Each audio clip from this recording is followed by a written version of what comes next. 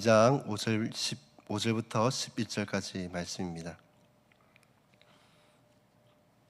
다 찾으셨으면 한 목소리를 함께 봉독하도록 하시겠습니다. 근심하게 한 자가 있었을지라도 나를 근심하게 한 것이 아니요 어느 정도 너희 모두를 근심하게 한 것이니 어느 정도라 함은 내가 너무 지나치게 말하지 아니하려 함이라. 이러한 사람은 많은 사람에게서 벌 받는 것이 마땅하도다. 그런즉 너희는 차라리 그를 용서하고 위로할 것이니 그가 너무 많은 근심에 잠길까 두려워하노라. 그러므로 너희를 권하노니 사랑을 그들에게 나타내라. 너희가 범사에 순종하는지 그 증거를 알고자 하여 내가 이것을 너희에게 썼노라. 너희가 무슨 일이든지 누구를 용서하면 나도 그리하고 내가 만일 용서한 일이 있으면 용서한 그것은 너희를 위하여 그리스도 앞에서 한 것이니 이는 우리로 사탄에게 속지 않게 하려 함이라. 우리는 그 계책을 알지 못하는 바가 아니로라. 아멘. 오늘 새벽은 성도의 사랑이라는 제목으로 말씀을 함께 나눠보고자 합니다. 요한복음 13장 34절 말씀을 보시면은 예수님께서 주의 백성들에게 새로운 계명을 주십니다. 그 계명은 바로 내가 너희를 사랑한 것 같이 너희도 서로 사랑하라라는 말씀입니다. 성도가 서로 사랑하는 것은 해도 되고 안 해도 되는 선택의 문제가 아니라 반드시 지켜야 할 하나님의 명령입니다. 그렇다면 우리가 이 명령에 순종하여서 서로 사랑하기 위해서는 어떻게 하면 될까요? 누군가 나에게 사랑받을 만한 행동을 하는 사람을 사랑하는 것은 결코 어려운 일이 아닐 것입니다.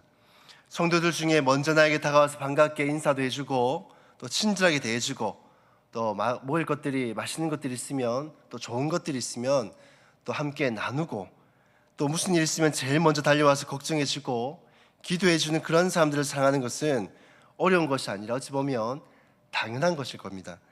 하지만 이러한 사랑은 하나님을 알지 못하는 사람들도 하는 그러한 사랑이죠. 예수님께 성도들에게 명령하신 사랑은 우리가 사랑할 만한 사람만 사랑하라라는 뜻이 아닙니다. 내가 너희를 사랑한 것 같이라는 말씀은 도저히 사랑할 수도 없는 죄인이고 진노의 자녀인 우리를 그럼에도 불구하고 예수님께서 자신의 생명을 내어주시면서까지 사랑하신 것 같이 우리도 도저히 사랑하기 힘든 사람이라 할지라도 그렇게 사랑하라라는 뜻입니다. 오늘 본문에서 사랑하기 힘든 사람을 어떻게 사랑해야 하는가에 대해서 말씀을 하고 있습니다. 이 사랑하기 힘든 사람은 고린도 교회의 연약한 사람들을 뜻합니다. 이들은 자신들의 그 연약함으로 인해 죄의 길을 걷고 있고 이 죄에 깊이 빠져 있는 사람들입니다. 그런 가운데 사도 바울은 오늘 본문 말씀을 통해 이 죄에 빠진 연약한 성도들을 교회와 성도가 어떻게 사랑해야 되는지에 대해서 말씀을 하고 있습니다. 우리 성도님들도 오늘 말씀을 마음에 새겨서 우리 주변의 연약한 성도들을 볼 때마다 이들을 멀리하는 것이 아니라 오히려 사랑함으로 교회를 성숙하게 세워나가는 데 쓰임받기를 주님의 이름으로 축복합니다. 연약한 성도들을 어떻게 하면 사랑할 수 있을까요? 첫 번째로는 이 성도를 향한 근심을 통해 사랑할 수 있습니다. 5절 말씀에 보면 이렇게 말씀합니다. 근심하게 한 자가 있었을지라도 나를 근심하게 한 것이 아니요 어느 정도 너희 모두를 근심하게 한 것이니 라고 말씀합니다. 하나님을 믿는 성도에게 걱정과 근심은 바람직하고 성숙한 모습은 아닐 것입니다. 하지만 그럼에도 불구하고 우리가 가져야 할 근심이 있습니다. 그것은 바로 성도를 향한 근심입니다. 이 근심은 다른 말로 하면 관심으로 볼 수도 있을 것입니다. 성도에 대한 관심이 있으면 그 성도가 어떻게 살고 있는지를 항상 관심을 갖고 있기 때문에 그 성도의 삶이 어려움에 있다면 혹은 죄의 길로 빠져 있다면 그런 문제를 놓고 항상 관심을 갖고 또 근심하게 될 것입니다. 하지만 성도에 대한 관심이 전혀 없다면 그 성도가 어떠한 삶에 가지고 있는지 어떠한 문제가 있는지 전혀 어떠한 관심도 없기 때문에 근심 또한 생기지 않는 것이죠. 무관심은 결국에는 무근심으로 끝나게 되는 것입니다. 하지만 성도에 대한 관심이 있다면 당연히 자연스럽게 근심이 찾아올 수밖에 없는 것입니다. 내 가족이 그리고 내 주변 사람이 힘들어하는 일이 있음에도 불구하고 전혀 내가 아무렇지 않다면 그것은 무관심이고 사랑이라 말하기 힘들 것입니다. 사랑하는 성도, 우리는 구역을 맡고 있거나 혹은 전도의 회장이거나 혹은 교육자나 장로님들이나 중직자들만이 이 성도들의 관심을 갖고 돌아봐야 된다고 생각해서는 안 될 것입니다. 하나님께서 주신 이 명령은 모든 성도들을 향한 명령입니다. 그러니 우리는 서로 돌아봐야 되고 또 신앙적인 문제가 있는 것은 아닌지 관심 있게 살펴봐야 되며 혹은 다른 어려운 상황들로 인해서 고통 중에 있는 것은 아닌지를 항상 돌아봐야 할 것입니다. 또한 문제가 있다면 함께 근심해야 되고 또는 아파야 되고 또 그 문제를 놓고 기도할 수 있어야 합니다. 사랑하는 여러분, 성도는 자기의 문제로 인해서 근심하진 않되 서로를 향해서 늘 근심하며 또 사랑하며 또 그런 문제를 놓고 기도할 수 있는 그러한 사랑을 해야 합니다.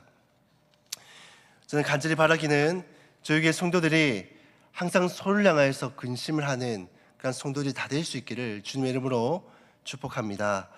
또 두 번째로 연약한 성도를 사랑하는 방법은 이 징계를 통하여서 사랑하는 방법이 있습니다. 6절 말씀에 보면 이렇게 말씀합니다. 이러한 사람은 많은 사람에게서 벌 받는 것이 마땅하도다. 앞선 급한 고린도 교회와 바울에게 근심이 된 성도는 아마도 이 바울의 사도권을 문제를 삼아서 교회 내 질서를 어지럽히고 교회를 또 분란하게 했던 것으로 추정이 됩니다. 성도가 어긋난 길, 즉 믿음의 길을 떠나 이 제약된 길을 갈 때는 그냥 내버려 두는 것이, 품고 덮어두는 것이, 이것이 결코 사랑은 아닙니다. 교회는 건징조례라는 것이 있습니다.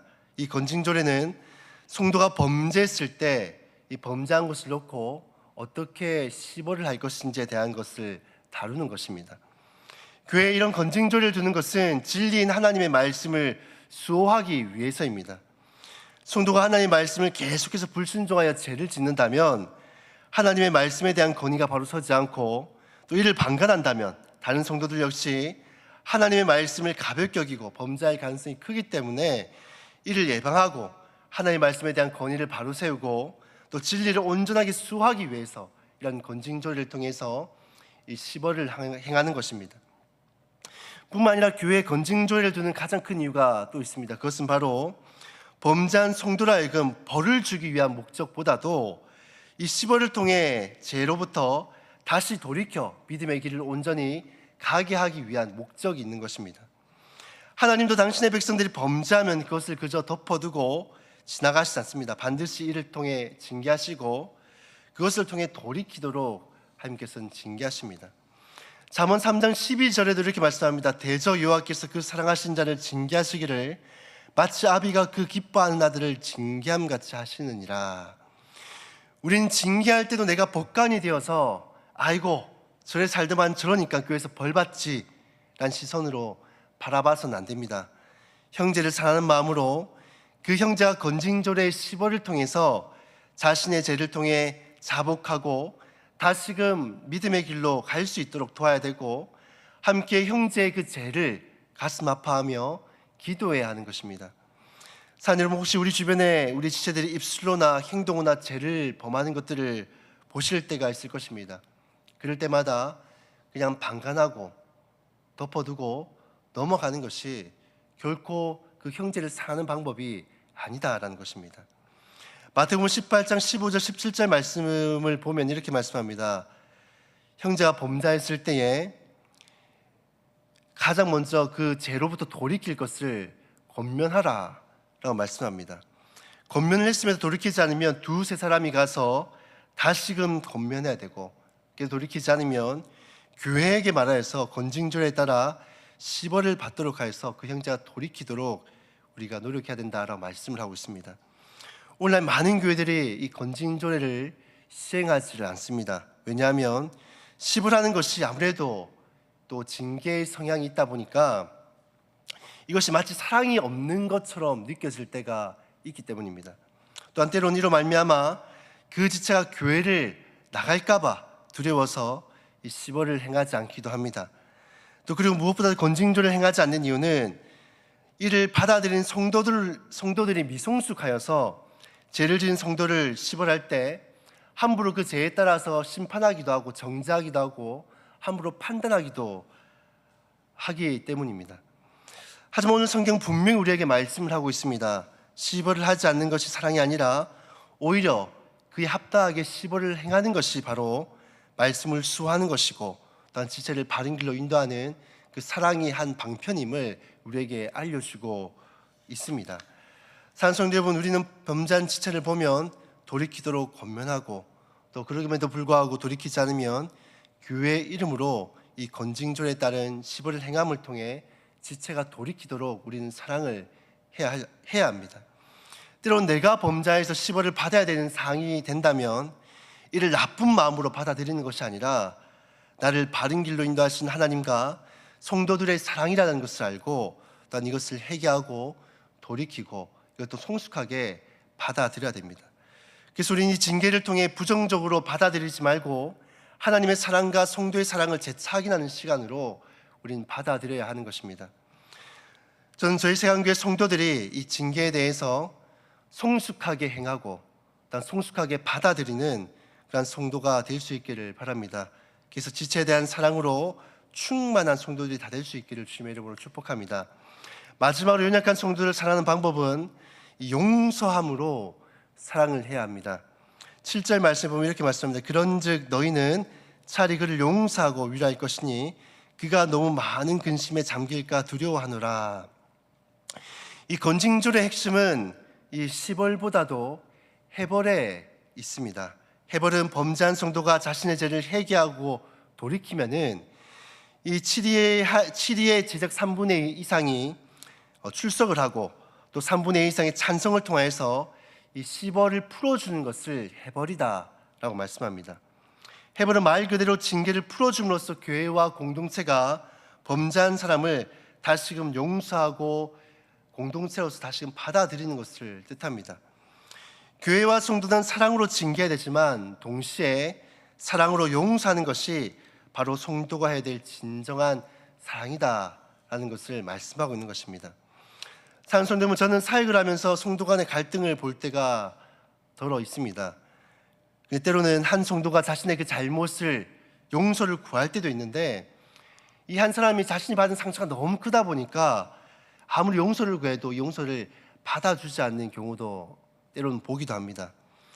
그냥 한쪽에선 자기가 할 만큼 했다, 내가 이 정도 용서를 구했으면 할 만큼 했다라고 생각하며 더 이상 용서를 구하지 않고 오히려 또 다시금 날선 대립각을 세우는 사람들도 많이 봤습니다. 근데 마태복음 6장 15절에는 이렇게 말씀을 합니다. 너희가 사람의 잘못을 용서하지 아니하면 너희 아버지께서 너희 잘못을 용서하지 아니하시리라. 또 골로새 3장 13절은 이렇게 말씀합니다. 누가 누구에게 불만이 있거든 서로 용납하여 피차 용서하되 주께서 너희를 용서하신 것 같이 너희도 그리하고.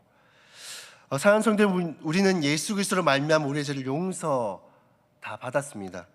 그렇게 예수님이 이렇게 말씀합니다. 우리가 용서를 받았으니 우리 역시도 지체의 그 잘못을 용서하라 말씀합니다. 사랑하는 성도 여러분, 그 사람이 자신의 죄에 돌이켜서 용서를 구하면 우리는 당연히 그 사람을 용서해야 됩니다. 뿐만 아니라 설령 그 사람이 죄에서 돌이키지 않는다 하더라도 내가 하나님 앞에서 용서를 받은 그 사랑으로 인하여서 내가 그 사람을 용서하고 포용할 수 있어야 됩니다.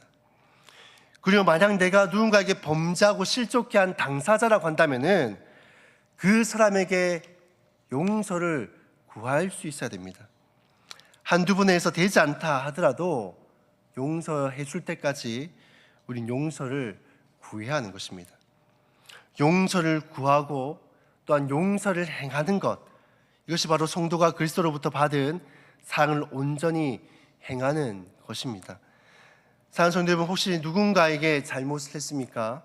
혹은 누군가 나를 오히려 실족해 하였습니까? 오늘 우리에게 용서하는 마음을 달라고 간절하게 하나님 앞에 기도하실 수 있기를 바랍니다. 그리고 또 그러한 용서를 받아들이고 또 용서를 행할 수 있는 저와 여러분들이 다 될 수 있기를 주님의 이름으로 축복합니다. 말씀을 정리하도록 하겠습니다. 연약한 지체를 사랑하는 방법은, 혹은 범죄한 지체를 우리가 사랑하는 방법은 이 지체에 대한 근심을 갖는 것입니다. 지체에 대한 끊임없는 관심을 갖고 그 지체가 어려운 형편에 있지 않은지를 돌아보고 근심하는 것, 그것이 바로 지체를 향한 사랑하는 방법입니다. 뿐만 아니라 그 지체가 그 죄로부터 돌이키지 않는다면 그에 합당한 또 건징조를 대한 시벌을 통해 그 지체가 돌이키도록 우리 노력해야 되고, 또한 뿐만 아니라 그 지체가 자신의 죄로부터 돌이키며 용서를 구할 때는 함께 포용하고 용서하는 것이 바로 연약한 지체를 사랑하는 방법인 것입니다. 저는 우리 세안교회 성도들이란 사랑을 행하는 교회 그리고 공동체 성도들이 다 될 수 있기를 주님의 이름으로 축복합니다. 우리가 말씀을 함께 기억하시면서 우리가 기도하며 나아갔으면 좋겠습니다. 첫 번째로는 이 사랑을 온전히 행하는 교회와 성도들이 다 될 수 있게 도와주시옵소서라고 기도했으면 좋겠습니다. 정말 지체를 향하여서 근심을 가지는 그런 교회와 성도들이 됐으면 좋겠습니다. 우리 옆에 있는 사람들이 어떤 어려움이 처해져 있는지, 또한 잘못된 길로 가고 있지는 않은지 항상 돌아보고 함께 힘든 일이 있으면 함께 아파하는 그러한 성도들이 다 될 수 있게 도와주시옵소서. 또한 지체들이 범죄할 때마다 그것을 그냥 묵인하고 넘어가는 것이 아니라 그것을 권면하고 또 돌이킬 수 있게 함께 노력하는 그런 교회가 될 수 있게 도와주시옵소서. 그리고 그 지체가 용서를 구할 때 또한 포용하고 용서하는 성숙한 교회와 성도가 될 수 있도록 도와주시옵소서라고 우리가 말씀을 기억하시면서 기도하시고, 또한 총회 주간입니다. 내일까지 총회 주간인데 이 고신총회를 통하여서 정말로 각 개체 교회들마다 또 노예들마다 정말 더 성숙해지고 그러한 결단들이 일어날 수 있도록 도와주시옵소서. 이 시간 같이 한번 주어진 기도 제목대로 함께 기도하시고 자유롭게 기도하시고 돌아가도록 하시겠습니다. 기도하시겠습니다.